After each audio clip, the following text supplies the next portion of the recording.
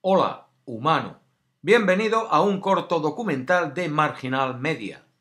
Voy a hablarte sobre quienes en Japón se conocen como los yohatsu, palabra que significa evaporado y hace referencia a gente que renuncia a su vida, a su identidad y deciden desaparecer. Como introducción al tema y atendiendo algunas peticiones que me hicisteis bajo un vídeo que publiqué hace poco sobre Corea del Sur, voy a contaros algo que me ocurrió en Japón. No tengo las imágenes apropiadas para ilustrar la historia, pero creo que merece la pena.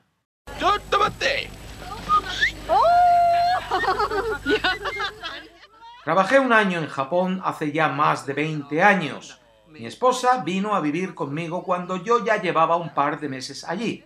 Le presenté a una amiga japonesa que yo tenía y ambas se hicieron buenas amigas.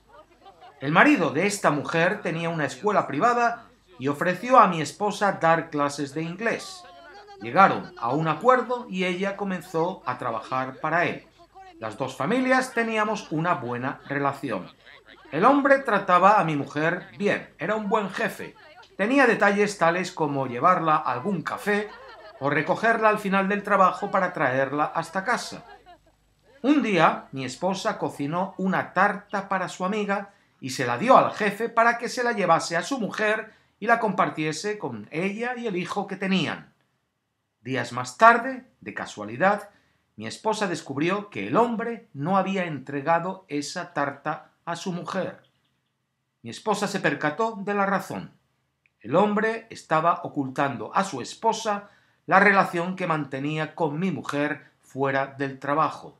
A mi mujer aquello la incomodó mucho e inmediatamente le dijo al hombre que se acabaron los cafetitos y las saliditas y que a partir de ese momento entre ellos no habría más que la relación laboral.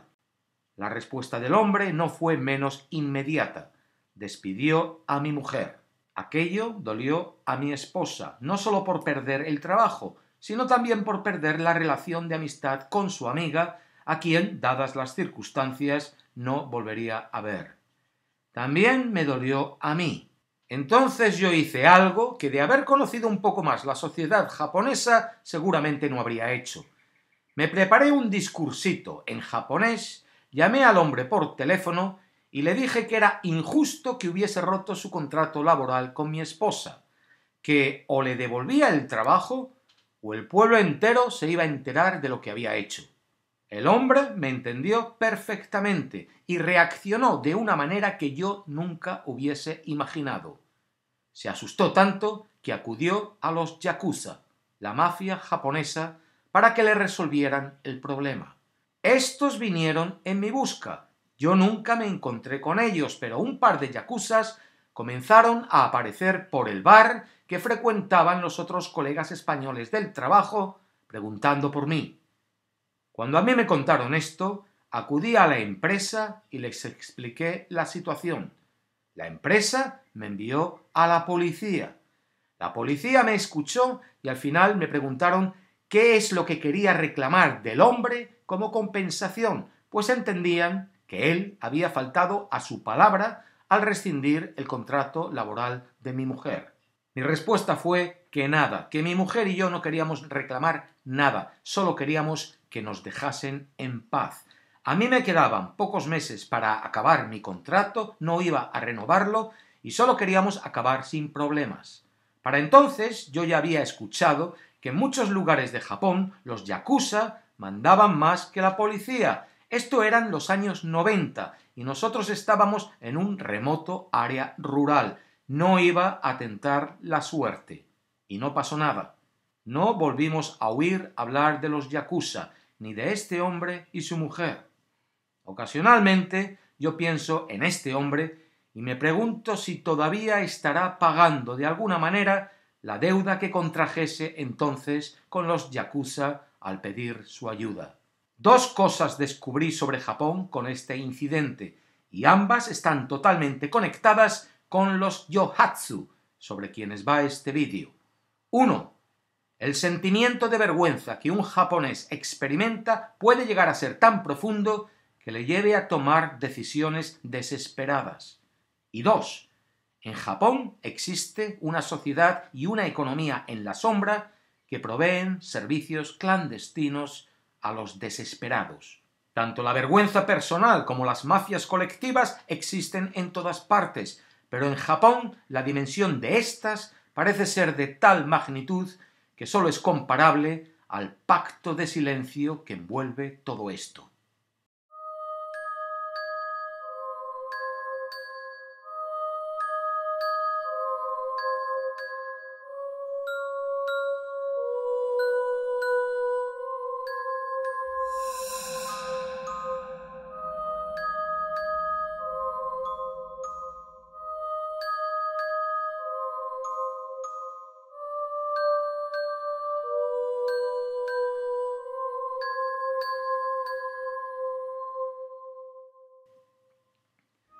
En la ciudad más poblada del mundo existe un barrio que parece vacío.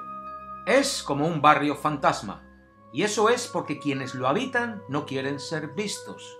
Son los yohatsu, gente que un día decidieron desaparecer, dejaron atrás trabajo, familia, deudas, aquello de lo que decidiesen escapar para vivir en el anonimato, para decidir evaporarse, no hacer nada, no ser nadie.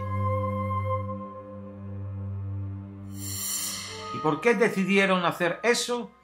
Porque Japón tiene un grave problema social que consiste en lo siguiente. La estructura laboral que llevó a Japón a ser la segunda potencia económica del mundo no ha cambiado en los últimos 20 años. Está anclada en el pasado, obsoleta. De un graduado universitario que se incorpore a la fuerza laboral mañana, se espera lo mismo que de un asalariado de los años 80. Entrega y sacrificio total para la empresa. Más sacrificio si cabe que hace 30 años. Se trabajan más horas no pagadas que entonces, las vacaciones son más reducidas y también se han reducido las estructuras de ayuda familiar y comunitarias que había entonces. Cada vez hay más gente viviendo sola, sintiéndose sola.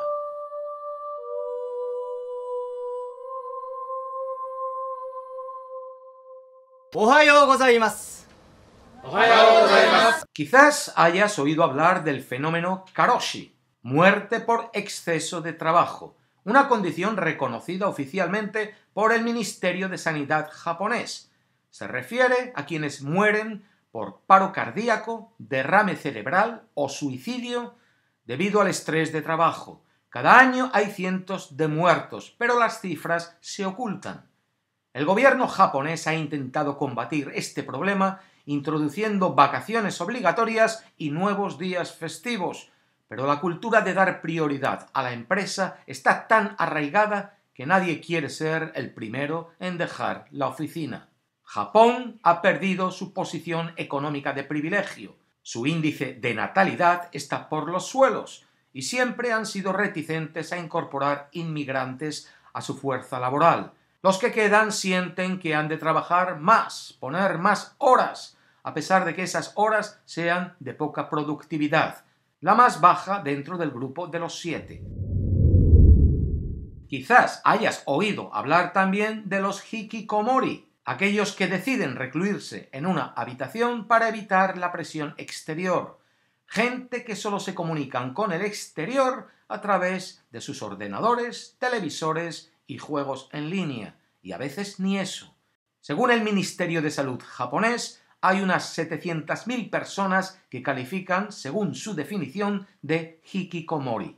Más de 6 meses de aislamiento.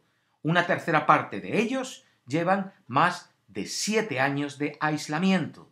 Seguro que ya oíste con anterioridad sobre esta presión social y laboral a la que los japoneses se sienten sometidos, y ya digo, puede que también oyeses tanto del fenómeno karoshi como de los hikikomori. Pero, ¿oíste de los yohatsu? Y sin embargo, los yohatsu, los evaporados, están ahí desde mucho antes que estos otros fenómenos. Hubo quien escapó de la vergüenza y desapareció como resultado de la derrota en la Segunda Guerra Mundial. El fenómeno se agudizó en los años 90 tras la crisis económica de 1989, A partir de entonces han venido desapareciendo hasta 100.000 personas al año. En la actualidad se estima que existen unos 3 millones de yohatsu.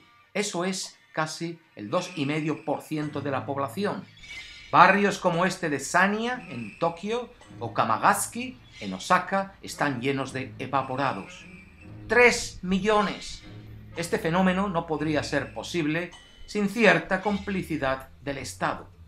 Las leyes de privacidad japonesas blindan a los yohatsu y les dan la posibilidad de cambiar de nombre, dirección y vínculos profesionales sin revelar la nueva identidad a terceros. Solo la policía puede tener acceso a estos datos sellados si demuestra que son pertinentes en una investigación criminal. El cambio de datos personales también blinda todos los movimientos bancarios.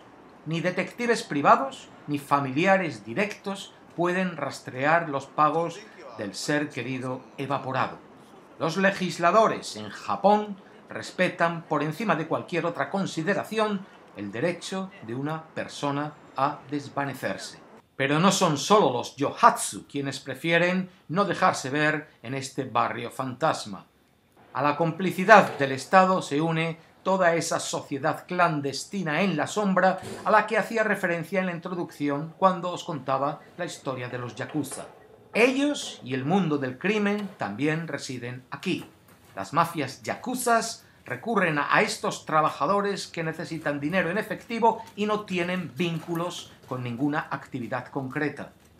Y luego están las empresas de mudanzas dedicadas a ejecutar las desapariciones. No solo te ayudan a hacer la mudanza en medio de la noche, se encargan de borrar los rastros de documentos y papeleo, pueden hacer parecer que tu desaparición tiene que ver con un robo o un secuestro, e incluso pueden dejar tras de sí números de teléfonos de actores que pretenden ser amigos o colegas del trabajo del desaparecido. El propio barrio de Sanya es un barrio que ha sido borrado del mapa de Tokio. No aparece en guías turísticas, no se habla de él, los taxistas no se adentran. Es como que toda la sociedad se ha confabulado para pretender que realmente el lugar y sus habitantes no existen. La vergüenza de perder un trabajo, de un fracaso matrimonial o incluso de un suspenso que impulsa a un japonés a desaparecer dentro de una minúscula habitación en este laberinto es una vergüenza que se extiende a los miembros de la familia que deja tras de sí, que casi siempre optan por no denunciar la desaparición. Los sentimientos de culpa, vergüenza y honor, herencia del imperio japonés, están todavía arraigados en la sociedad japonesa, pero el japonés de hoy no se hace el harakiri, prefiere la muerte lenta de un yohatsu. Hasta la próxima, la paz.